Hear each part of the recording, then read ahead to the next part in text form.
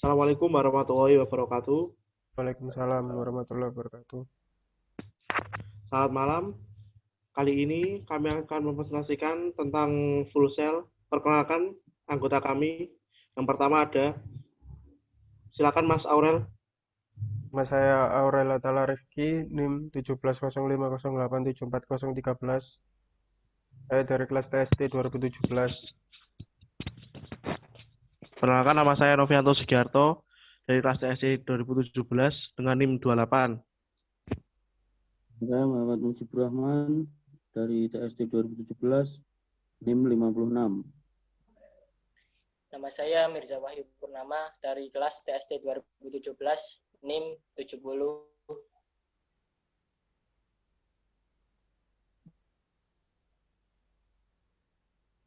Mas Rizka.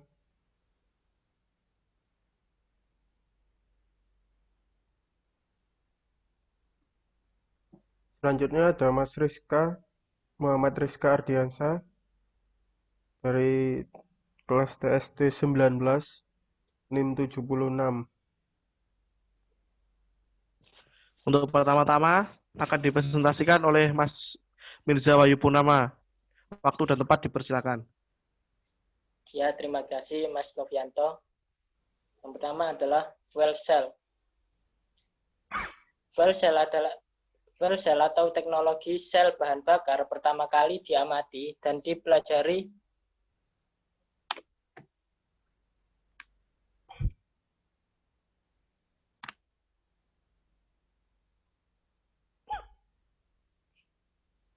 kaget tuh.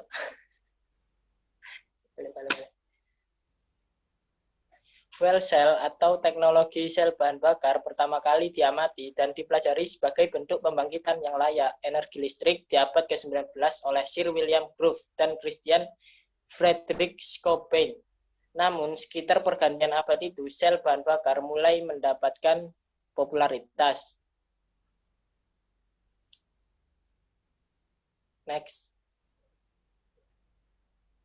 Fuel cell pertama dibangun oleh Francis Thomas Bacon pada tahun 1939 dan mampu menghasilkan keluaran tenaga sebesar 5 kW. Sejak itu, fuel cell digunakan untuk aplikasi perjalanan luar angkasa, mobil bertenaga sel bahan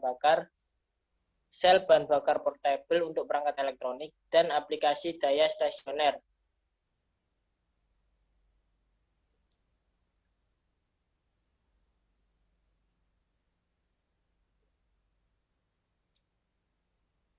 Fuel cell memiliki efisiensi energi yang tinggi, tidak melepaskan energi berbahaya, menghasilkan listrik, tidak seperti sumber konvensional biasa, dan sangat rendah jumlah bagian yang bergerak, sehingga mengurangi biaya operasi dan perawatan.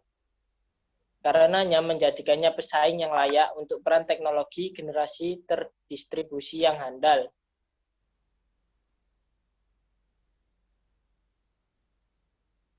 Ya, selanjutnya akan saya lanjutkan untuk subbab 1.6.1 tentang struktur dasar dari fuel cell sendiri. Fuel cell pada dasarnya adalah perangkat yang memfasilitasi konversi energi kimia menjadi energi listrik. Energi kimia tersedia untuk konversi energi yang berasal dari energi bebas yang dihasilkan sebagai hasil reaksi kimia di dalam sel. Untuk menjelaskan prinsip sel bahan bakar atau fuel cell sendiri terdiri dari dua senyawa, yaitu senyawa hidrogen dan senyawa oksigen. Senyawa hidrogen sendiri H2 dan senyawa oksigennya adalah O2. Nah, untuk menghasilkan sebuah bahan bakar,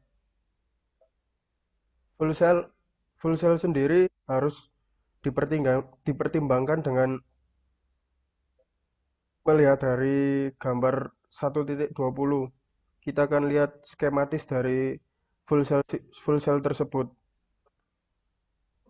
Nah, ini adalah representasi skematis dari unsur H2 dengan O2 dari fuel cell. Nah, bisa dilihat fuel cell itu terdiri dari tiga katoda, elektrolit, dan anoda. Nah, di sini setiap unsur dia itu mengelilingi sebuah katoda dan anoda. Bagaimana dia menghasilkan tegangan dan menghasilkan arus untuk mengaktifkan sebuah beban, sebuah lampu. Nah, elektronnya itu mengalir dari katoda menuju anoda, sehingga menimbulkan dari senyawa ikatan O2 bergabung dengan senyawa H+, hingga menghasilkan senyawa H2O. Nah, bisa dilihat dari gambar.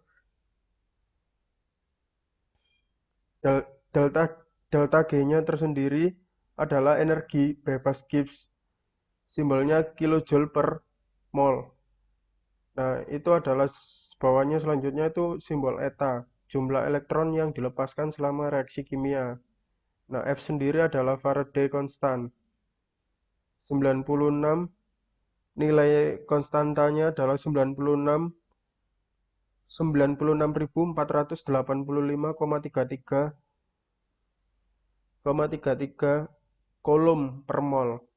Nah, delta U0-nya sendiri adalah delta U pertamanya sendiri adalah tegangan sel untuk mempertahankan kesetimbangan termodinamika bila tidak ada arus yang mengalir melalui sel tersebut. Nah, rumusnya adalah V sama dengan Joule per kolom.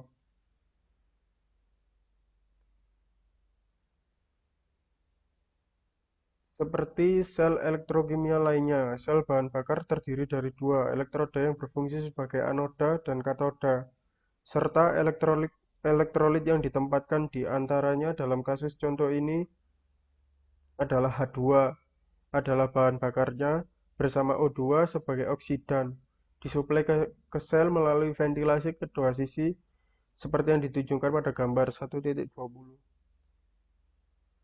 Elektroda dirancang berpori sehingga mudah menyerap gas-gas tersebut. Untuk setiap H2 molekul yang masuk, anoda mengoksidasi dan membentuk 2 H+ atom dan 2 elektron bebas. H positif ini adalah ion yang bergerak menuju katoda, di mana ia bergabung dengan O-2, ion yang tercipta karena reduksi dari O2 dengan katoda dan membentuk senyawa H2O. Perubahan energi bebas Gibbs untuk H2O reaksi kimia adalah minus 237 kJ per mol. Dan ini menunjukkan jumlah energi per mol H2 yang akan diubah menjadi listrik yang digunakan untuk memasok beban yang terhubung ke sel. Tegangan keluaran teoritis dari full cell sendiri dihitung mendekati adalah 1,2 volt. Namun pada kenyataannya hal itu hanya dicapai selama kondisi sirkuit terbuka, dan ini tidak berlaku dengan sirkuit tertutup. Efek ini disebut polarisasi dan diwakili oleh kurva karakteristik listrik yang juga disebut dengan kurva polarisasi statis, seperti yang ditunjukkan pada gambar 1.2.1.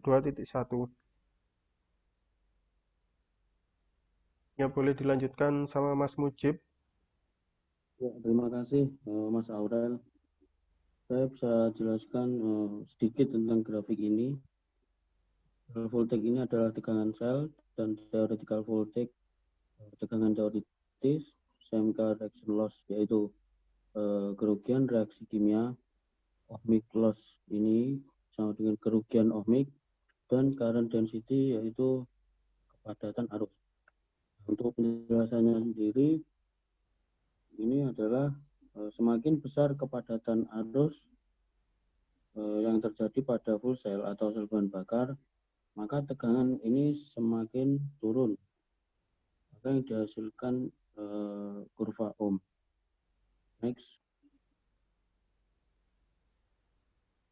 Ini tegangan di P dan sumbu X mewakili rapat arus dalam miliampere per centimeter kubik. Polarisasi ini disebabkan karena kerugian kimia dan fisik yang terjadi pada sel bahan bakar. Nah, sel bahan bakar bekerja paling baik jika hanya mengalami kerugian ohmik. Nah, dapat diamati bahwa tegangan sel turun dengan peningkatan rapat arus.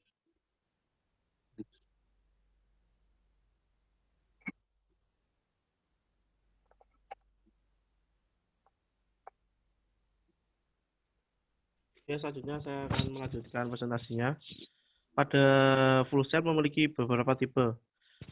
Sel bahan bakar H2, O2 adalah contoh sel bahan bakar sederhana dan dasar.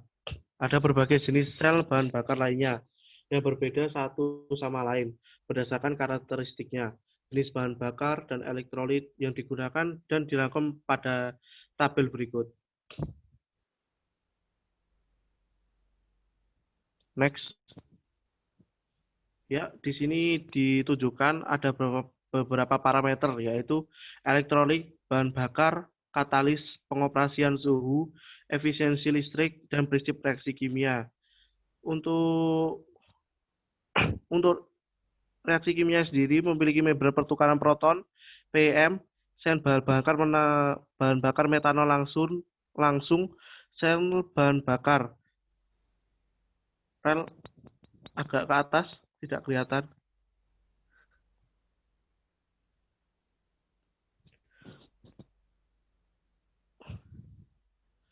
Sel bahan bakar asam sulfat. Untuk elektronnya sendiri, membran pertukaran proton atau PM memiliki membran polimer padat atau nafion. Untuk sel bahan bakar metanol langsung, memiliki membran polimer padat sama dengan PM. Dan untuk bahan bakar asam sulfat sendiri, asam fosfat sendiri, memiliki asam fosfat cair H3PO4 dalam silikon karbida. Untuk bahan bakar sendiri, PM memiliki H2 murni yang memungkinkan CO2 untuk diikat. Untuk sel bahan bakar metanol langsung memiliki metanol dalam larutan air. Untuk sel bahan bakar asam fosfat memiliki H2 murni dan memungkinkan CO2 dan 1% CO untuk diikat. Untuk katalisnya sendiri, PM memakai platinum. Untuk metanol langsung juga memakai platinum. Dan sel bahan bakar asam fosfat sendiri, platinum yang didukung dengan karbon. Untuk pengoperasian suhunya sendiri, PM di kisaran 60 sampai 80 derajat Celcius. Sel bahan bakar metanol langsung sekitar 110 derajat Celcius. Sedangkan asam fosfat sendiri berkisar antara 160 sampai dengan 220 derajat Celcius. Untuk efisiensi listrik yang dihasilkan sendiri, PM memiliki angka 40 sampai 60%. Dan untuk metanol langsung memiliki kurang lebih sekitar 40%. Dan untuk bahan bakar asam fosfat sendiri memiliki angka 36 sampai 42%. Untuk prinsip reaksi kimia sendiri, PM memiliki reaksi H2 plus 1/2 O2 menjadi H2O. Untuk bahan bakar metanol langsung memiliki reaksi kimia CH3OH plus 3/2 O2 menjadi 2H2O plus CO2. Untuk sel bahan bakar asam fosfat sendiri memiliki reaksi 2H2 plus O2 menjadi 2H2O. Next.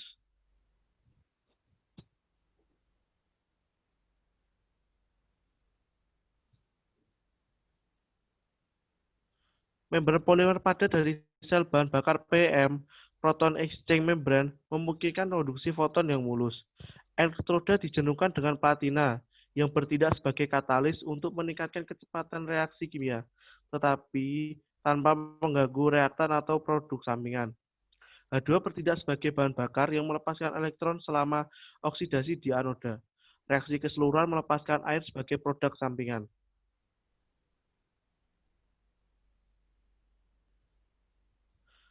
Sel bahan bakar dan pekerja cepat ini biasanya digunakan pada kendaraan listrik, karena keluaran dayanya dapat diubah dengan cepat. Dalam beberapa kasus, hidrokarbon mungkin terdapat dalam campuran bahan bakar. Dalam hal ini, CO dapat dibentuk sebagai produk sampingan sebelum bereaksi dengan H2O untuk membentuk H2 dan CO2.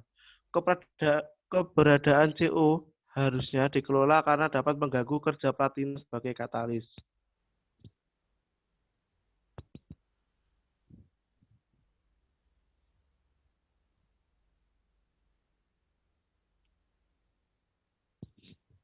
Next, Mas Aurel. Dalam sel bahan bakar metanol langsung, sejenis sel bahan bakar PM, membran polimer juga digunakan sebagai elektrolit. Namun seperti namanya, bahan bakar yang diinjeksikan adalah metanol. Mereka memiliki kebisingan yang rendah dan dapat berfungsi dalam suhu rendah, sehingga menjadikan kandidat yang efektif untuk barang konsumsi dan militer. Dan untuk selanjutnya dilanjutkan oleh Mas Rizka. Waktu dan tempat dipersilakan.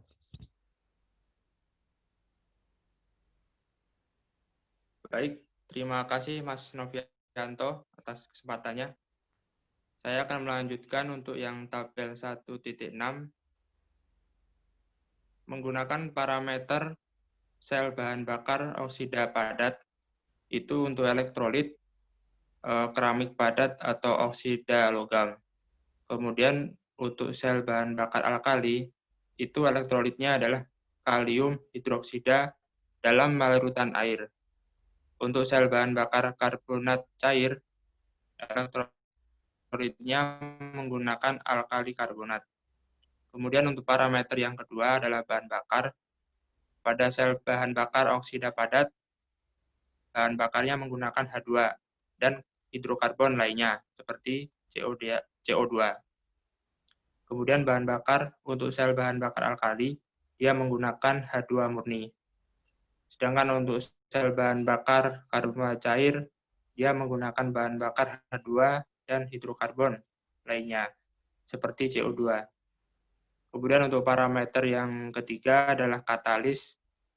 Untuk sel bahan bakar oksida padat, dia menggunakan katalis non-platinum. Sedangkan untuk sel bahan bakar alkali, dia menggunakan kristal non-mulia. Dan untuk sel bahan bakar karbonat cair, dia menggunakan katalis non-platinum. Kemudian untuk parameter yang keempat, itu temperatur operasi. Untuk sel bahan bakar oksida padat, dari 800 sampai 1000 derajat Celcius. Kemudian untuk sel bahan bakar alkali,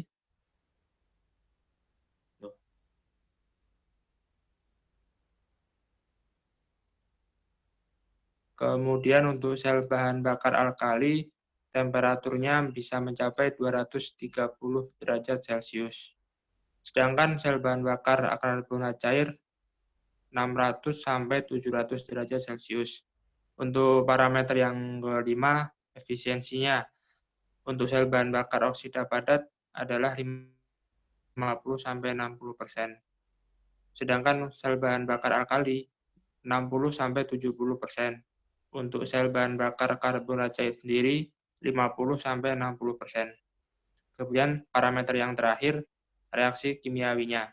Untuk sel bahan bakar oksida padat, itu reaksi kimiawinya adalah H2 plus setengah O2 sama dengan H2O.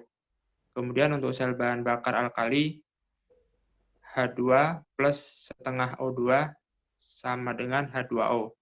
Untuk sel bahan bakar karbonat cair, H2 plus setengah O2 plus CO2 sama dengan H2O plus CO2. Baik, next, Mas. Sel bahan bakar alkali adalah salah satu jenis sel bahan bakar tertua dan digunakan untuk aplikasi pesawat ruang angkasa. Namun, alkali mudah terpengaruh oleh adanya CO2 dan karenanya paling cocok untuk diaplikasikan dalam lingkungan yang terkendali. Sel bahan bakar asam fosfat beroperasi pada suhu yang lebih tinggi dibandingkan dengan sel bahan bakar PEM. Karena suhu tinggi diperlukan untuk kerja asam fosfat yang efisien sebagai elektrolit konduktif. Bahan bakar yang digunakan idealnya adalah H2 murni. Namun karena temperatur operasinya yang tinggi, maka lebih toleran terhadap zat lain seperti hidrokarbon yang dapat melepaskan CO2 dan CO2. Karena sejumlah besar panas akan dihasilkan, sel bahan bakar jenis ini dapat digunakan untuk memanaskan air dan ruangan dan karenanya biasanya digunakan untuk aplikasi energi yang tinggi. Baik, next. Sel bahan bakar oksida padat dan sel bahan bakar karbonat cair bekerja pada suhu pengoperasian yang lebih tinggi dan paling sesuai untuk aplikasi daya stasioner yang besar. Kedua jenis sel bahan bakar ini menghasilkan banyak panas, yang kemudian dapat dialihkan dan digunakan untuk tujuan pemanasan, sehingga memungkinkan kogenerasi.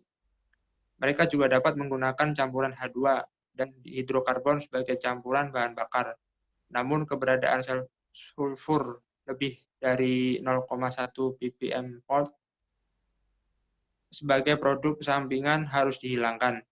Mereka berbeda satu sama lain berdasarkan bahan yang digunakan untuk elektrolit, anoda, dan katoda.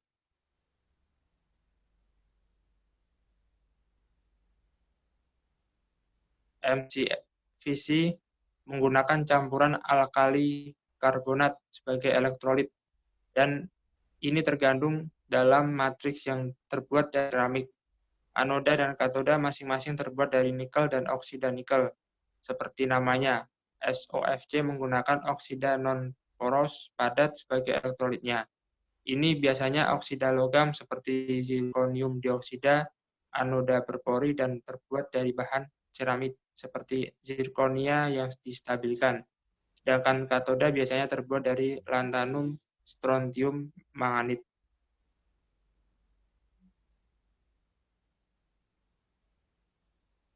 Baik, cukup sekian presentasi dari kelompok kami. Kurang lebihnya kami mohon maaf. Kami ucapkan terima kasih. Baik, saya kembalikan ke Mas Aurel. Ya, untuk presentasi kelompok kami pada judul full cell pada subbab 1.6, kami mengucapkan bila ada salah katanya kami mengucapkan mohon maaf untuk sebesar-besarnya.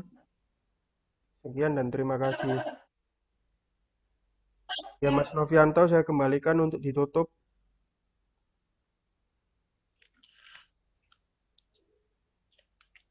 Terima kasih atas waktunya. Mohon maaf bila ada salah kata dari kami atau kelompok kami. Akhir wassalam. Wassalamualaikum warahmatullahi wabarakatuh. Waalaikumsalam warahmatullahi wabarakatuh.